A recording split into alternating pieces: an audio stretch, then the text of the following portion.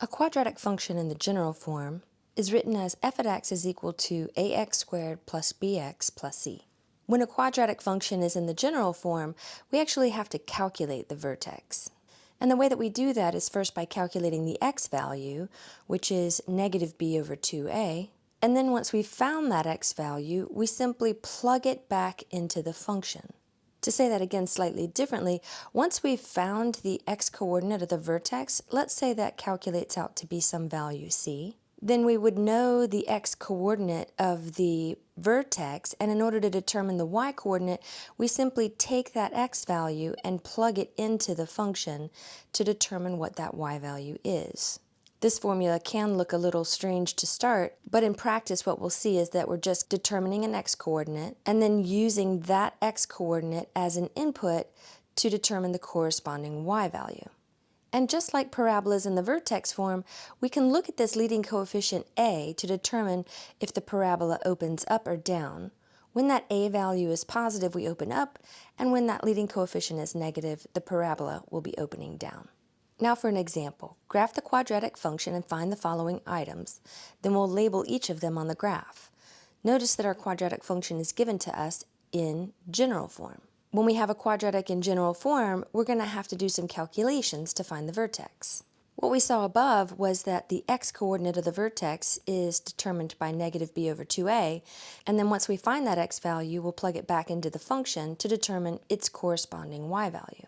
So our first step is to determine what is the x value calculated by looking at negative b over 2a.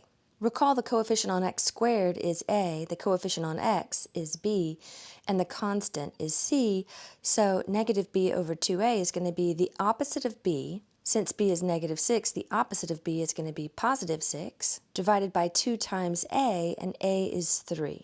So here we have 6 over 6, which is 1. Which tells us the x-coordinate of our vertex is 1. Now, in order to determine the y value of the vertex, we take that x-coordinate, plug it into the function, and evaluate.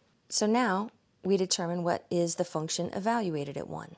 So we'll copy down our function, leaving holes for that x variable, and then plug in that x-coordinate 1, and simplify. 3 times 1 squared is just 3, minus 6 times 1, which is negative 6, plus 4. 3 minus 6 is negative 3 plus 4 is positive 1, and that tells us that the y-coordinate of our vertex is also 1. So let's come back up here and clearly state our answer. 1, 1 is the vertex point. Let's also go ahead and plot that point on our Cartesian plane with a label. We always want to label the ordered pairs that we plot on the graph. Now, let's move on to finding the x-intercepts. Remember, in order to find the x-intercept of any graph, what we're going to do is plug in y is equal to 0 and solve for x. So let's come down here to perform that calculation. Since f of x is equal to y, we're plugging in 0 on the left-hand side and then copy-paste the right-hand side. So we have plugged in 0 for y, and now we need to solve for x. Since this quadratic equation doesn't factor, we could either complete the square or use the quadratic formula. I'm going to solve by using the quadratic formula, which says that x is equal to the opposite of b, which is going to be positive 6, plus or minus the square root of b squared minus 4 times a times c. Again, I recommend opening up variable holes, and then plug in our a, b, and c values into those holes. b is negative 6, a is 3, c is 4, and all of this is over 2 times a, and again, a is positive 3. So now we evaluate. We have 6 plus or minus negative 6 squared is positive 36, and then this product is 16 times 3, which is 48, so we're subtracting 48. And then divide everything by 6. Now we have 6 plus or minus the square root of 36 minus 48 is negative 12, all over 6. And we can already tell that there's an issue. We have a negative under the radical, which means that this is going to be an element of the complex numbers. If we keep going with this, we would end up with 6 plus or minus the square root of negative 12. Let's recall that the square root of negative 12 is the same thing as the square root of 1 times 4 times 3, which would then simplify to be 2 times I rad 3s. So this is 2I rad 3s in this position divided by 6.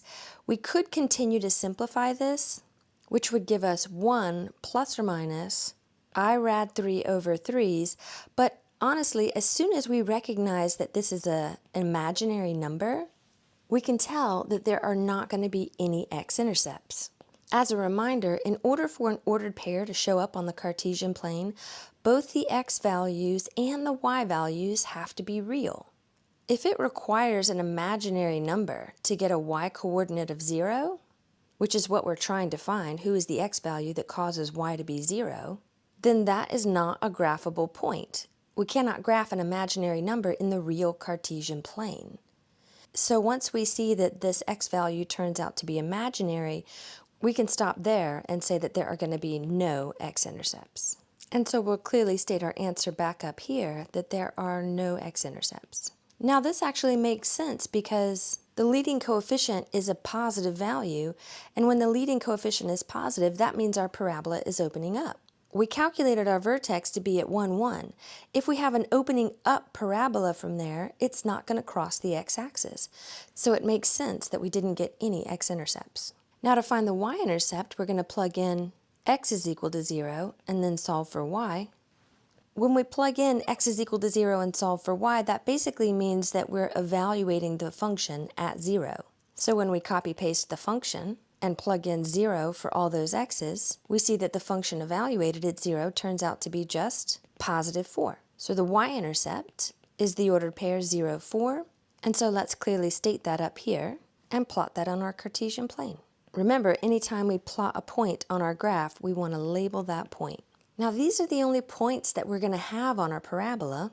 Based on the fact that the graph is symmetrical about its axis of symmetry, we could go ahead and determine that there's another ordered pair over here at 2, 4, and that might make it a little easier for us to graph. And so we do our best to connect those dots and graph that parabola. Now we can answer the remaining questions. Does this parabola have a relative maximum or a relative minimum? Well, since it's opening up, it has a relative minimum, and there is no maximum value. The question, what is the relative minimum, is answered by the y-coordinate of the vertex. So we would say the minimum value is 1. If we were asked to find where it occurs, the minimum would occur at the x-coordinate. A quadratic function is a polynomial, and all polynomials have an unrestricted domain, so the domain here would be all real numbers. For the range, we see that the lowest y-coordinate in this collection is y is equal to 1, and then from there, the y values go up to positive infinity. So we'll say that the range starts at 1 and goes to positive infinity, and we include the value 1. And the axis of symmetry is the vertical line that passes through the vertex. All vertical lines have equations x is equal to some quantity, and since we're passing through the x value positive 1, that will complete the equation of our axis of symmetry. So again, we clearly state that up here in our answer field, and this parabola is the graph of that quadratic function.